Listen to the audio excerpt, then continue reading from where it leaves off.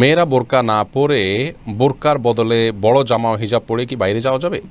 নামাজে অতিরিক্ত হাই আসলে করণীয় কি? আত্মহত্যাকারী ব্যক্তি জানাজা পড়া যাবে কিনা? মনে মনে কাউকে নিন্দা করলে কি গুনাহ হবে? হারাম খেলে 40 দিন ইবাদত কবুল হয় না, এটি কতটুকু সঠিক?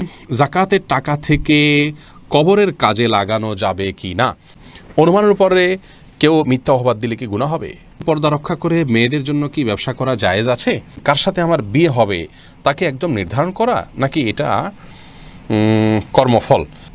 নামাজের মধ্যে যদি একাধিকবার ভুল হয় তাহলে করণীয় কি? স্ত্রী বেনামাজি হলে করণীয় কি? নামাজের কথা বললে বিরূপ সম্পর্ক তৈরি হয়। হাবিবা ফারহানা জানতে চেয়েছেন, নামাজরত অবস্থায় শিশু জায়নামাজে প্রসাব করে দিলে করণীয় কি? নামাজ ছেড়ে দিব নাকি চালিয়ে যাব?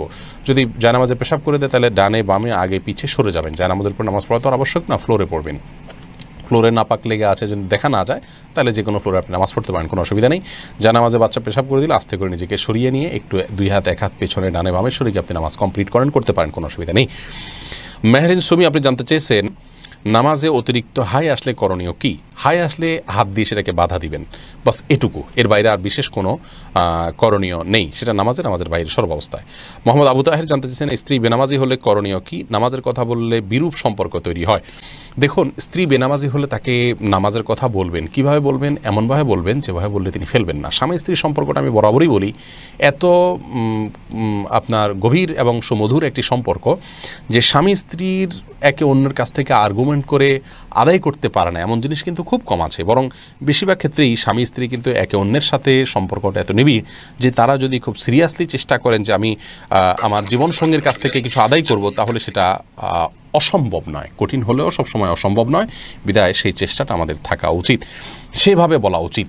আপনি আপনার স্ত্রী যদি আগুনে ঝাঁপ দিতে যান তাহলে আপনি তাকে বাধা দিতে গেলে আপনার বাধা না শুনলে আপনি কি করেন? সেই রকম মানসিকতা নিয়ে তাকে যদি আপনি নামাজের প্রতি আহ্বান করেন, কৌশলে, হেকমতে, চোখের পানি ফেলে, দোয়া করে, ভালোবাসা দিয়ে, ইনশাআল্লাহ সফল হবেন। কিন্তু এর পরেও যদি কোনোভাবে না হয়, আল্লাহর কাছে আপনার দায় থাকবে না ইনশাআল্লাহ বিদিনিল্লাহ। আর যদি সে চরিত্রগতভাবে দিন বিমুখী মানুষ মনে হয়, আপনার পরবর্তী বংশধর তার মাধ্যমে বিপদগামী হতে পারে মনে হয়, তাহলে সেক্ষেত্রে এ ধরনের জীবনসঙ্গিনী না রাখার ক্ষেত্রে চিন্তাভাবনা করা যেতে পারে। তবে অবশ্যই বিদগ্ধ আমাদের সাথে বসে পরামর্শ করে পরিস্থিতির কথা বলে তারপরে সিদ্ধান্ত নিতে হবে। মীরা হাসান জানতে চেয়েছেন, মনে মনে কাউকে নিন্দা করলে কি গুনাহ হবে? মনে মনে কাউকে নিন্দা করলে গুনাহ হবে না। মুখে যদি আপনি কারোর নিন্দা করেন কারোর কাছে, তাহলে সেটা গুনাহ হবে। তবে কারোর ব্যাপারে যদি আপনি কুধারণা করেন, অর্থাৎ ধরুন তার একটা কাজ, এটার দুটো ব্যাখ্যা হতে পারে, ভালো হতে পারে, খারাপ হতে পারে। ভালো হওয়ার পসিবিলিটি যদি 1%ও থাকে, তারপরেও তার ব্যাপারে কুধারণা করা কিন্তু হারাম। মনে মনে কুধারণা করলেও আপনি মুখে কিছু বললেন না, মনে মনে খারাপ ধারণাটা খারাপ করলেন, এটাও কিন্তু গুনাহ। কিন্তু একটা মানুষ খারাপ কাজ করছে, চুরি করছে, আপনি দেখতে পেয়েছেন, তাহলে মনে মনে তাকে চোর মনে করলেন, এটাতে কোনো গুনাহ হবে না। মানুষের কাছে তার বদনামি করলে সেটা গুনাহ হবে, কিন্তু মনে মনে তার খারাপ দোষটার কথা কল্পনা করে ঘৃণা করলেন, এটাতে গুনাহ হবে না। এরপরে সাইদ জিহাদ আপনি জানতে চেয়েছেন, অনুমানের উপরে কেউ মিথ্যা অপবাদ দিলে কি গুনাহ হবে? খুবই গুরুত্বপূর্ণ একটি প্রশ্ন করেছেন ভাই সাইদ। অনুমানের পরে কেউ যদি মিথ্যা ধারণা করেন কারোর প্রতি, এটি গুনাহ হবে, জঘন্য গুনাহ হবে। নবী করিম সাল্লাল্লাহু আলাইহি সাল্লাম বলেছেন, ইয়্যাকুম ওয়াজ্জান, তোমরা কুধারণা থেকে বেঁচে থাকবে, ফাইন্না যন্না আকযাবুল হাদিস, কারণ কুধারণা এটা সবচেয়ে বড় মিথ্যা। সবচেয়ে বড় মিথ্যা হলো কুধারণা। এবং আল্লাহ রাব্বুল আলামিন কোরআনে কারিমে বলেছেন যে ইজতানিবু কাসীরাম মিনায-যন, তোমরা অনেক ধারণা, অর্থাৎ মানুষের প্রতি বিরূপ ধারণা যেগুলো, খারাপ ধারণা যেগুলো, সেগুলো থেকে তোমরা বেঁচে থাকো। কারণ ইন্না বা'দায-যন ইসম, কারণ কিছু ধারণা, অর্থাৎ যে ধারণাগুলো বিরূপ হয়ে থাকে মানুষের প্রতি, এগুলো গুনাহের কাজ, অপরাধের কাজ। কারোর ব্যাপারে সুধারণা করার কোনো যদি সুযোগ থাকে, 100%-এর ভিতরে 1%ও যদি সুযোগ থাকে, তাহলে তার প্রতি সুধারণা করতে হবে। এবং সুধারণা করার পরে আপনি কিন্তু একটা নেক আমলের সওয়াব পাবেন যদি কারোর প্রতি সুধারণা করেন। কিন্তু কুধারণা করলে কোনো সওয়াব তো পাবেনই না, বরং আপনি তার প্রতি কুধারণা করলেন, বাস্তবে আপনার ধারণাটি ভুল হলো, তাহলে কিন্তু আল্লাহর কাছে আপনি দায়ী হবেন। আজকাল সোশ্যাল মিডিয়াতে এত পরিমাণ কুধারণা করি আমাদের তথাকথিত দিনদারদের মধ্যে, ইসলাম প্র্যাকটিস করা মানুষদের মধ্যে, এটি রীতিমতো লজ্জাস্কর। এটা হলো তাকওয়ার দুর্বলতার বিষয়। কারোর নিয়ত, কারোর অন্তরের বিষয়ে আপনি মন্তব্য করতে পারেন না যদি আপনি ন্যূনতম ইসলাম বুঝে থাকেন।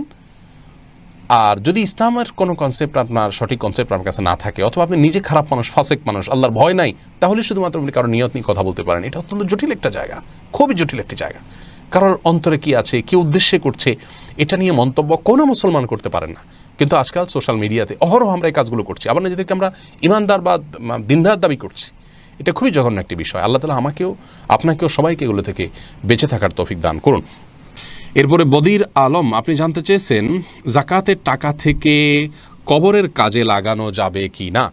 যাকাতের টাকা দিয়ে কবরের কাজ করা যাবে না, এটা গরিবের হক, শুধুমাত্র গরিবকেই দিতে হবে। খায়রুল হাসান আপনি জানতে চেয়েছেন কেউ যদি সুদী ব্যাংকে চাকরি করে এবং তার স্ত্রী ও সন্তানরা তার আয়ের অংশ থেকে সংসার চালায়, তবে কি তার স্ত্রী সন্তানের গুনাহ হবে কিনা। এ বিষয়ে আমাদের একটা ভিডিও আছে স্বতন্ত্র, আপনি দেখে নিতে পারেন। কারো উপার্জন যদি হারাম হয় তার স্ত্রী সন্তানের জন্য সেই উপার্জন খাওয়া জায়েজ হবে কিনা।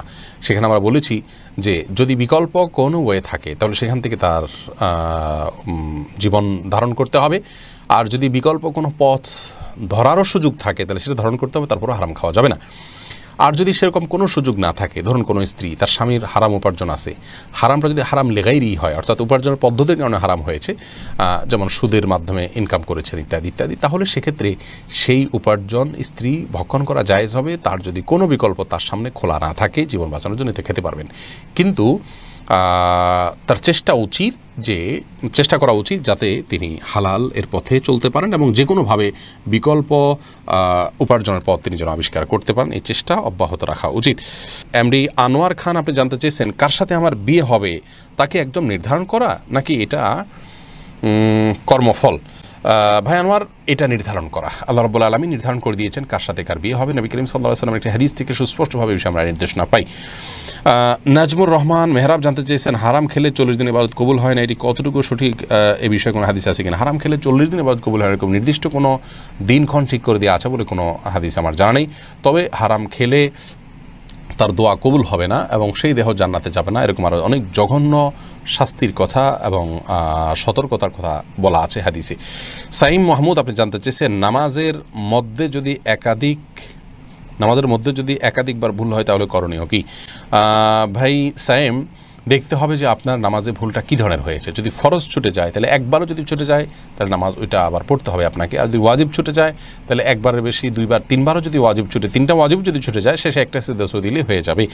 আর যদি সুন্নাত বা নফল ছুটে তাহলে একাধিক ছুটলেও নামাজ হয়ে যাবে, যদিও তার মান কমে যাবে।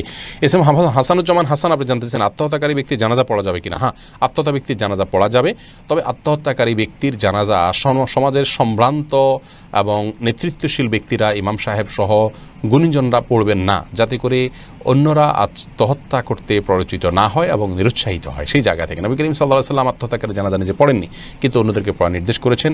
যিনি আত্মহত্যা করে মারা গেছেন তিনি কাফের নন, অমুসলিম হয়ে যাননি, যার কারণে তার জন্য তো আরও বেশি দোয়া করতে হবে, তাই জানাজা পড়তে হবে। বাট ওই যে বললাম গণ্যমান্য ব্যক্তিরা অ্যাভয়েড করবেন। নূরজাহান নূর আপনি জানতে চেয়েছেন মেয়েরা বোরকা না পরে বোরকার বদলে বড় জামা ও হিজাব পরে কি বাইরে যাওয়া যাবে? যেতে পারে, কোনো অসুবিধা নেই। বোরকাই পড়তে হবে এমন কোনো কথা নেই, তার শরীরের সৌন্দর্যকে ঢাকতে হবে, অলংকার ইত্যাদিকে ঢাকতে হবে একটা কাপড় দিয়ে, তবে সে কাপড়টাও যাতে আবার দৃষ্টি আকর্ষণকারী না হয় সেদিকটা খেয়াল করতে হবে। যে কোনো একটা কাপড় দিয়ে নিজের সৌন্দর্য ঢাকলেই চলবে, বোরকাই হতে এমন কোনো কথা নাই। জামা যদি হয় তাহলে সে জামাটা যেন খুব বেশি চাকচিক্যপূর্ণ না হয় সেদিকটা খেয়াল রাখতে হবে এবং যথাসম্ভব পুরো শরীর যাতে ঢাকে সেরকম পোশাক পরতে হবে। এরপরে খালেদ তুহিন আপনি জানতে চেয়েছেন পর্দা রক্ষা করে মেয়েদের জন্য কি ব্যবসা করা জায়েজ আছে। পর্দা রক্ষা করে মেয়েদের জন্য ব্যবসা করা জায়েজ আছে। নবী করিম সাল্লাল্লাহু আলাইহি ওয়াসাল্লামের সহধর্মিনী উম্মুল মুমিনিন খাদিজা রাদিয়াল্লাহু তাআলা আনহা তিনি ব্যবসা করেছেন আমরা জানি। এছাড়াও ইসলামের ইতিহাসে বহু নারীরা ব্যবসা করেছেন পরিপূর্ণ পর্দা মেনটেন করে, তার যে প্রাইভেসি আছে সেটা তিনি ঠিক রেখে যদি ব্যবসা করতে পারেন, অবশ্যই করতে পারেন। আজকাল বাসায় বসে অনেক ব্যবসা করতে পারেন, অথবা বাসার বাইরে ব্যবসা করতে পারেন, কিন্তু সেক্ষেত্রে তার মুভমেন্ট অন্য অন্য বিষয়গুলো পরিপূর্ণ পর্দা মেনটেনের যে জায়গাটা সেটা তাকে নিশ্চিত করতে হবে।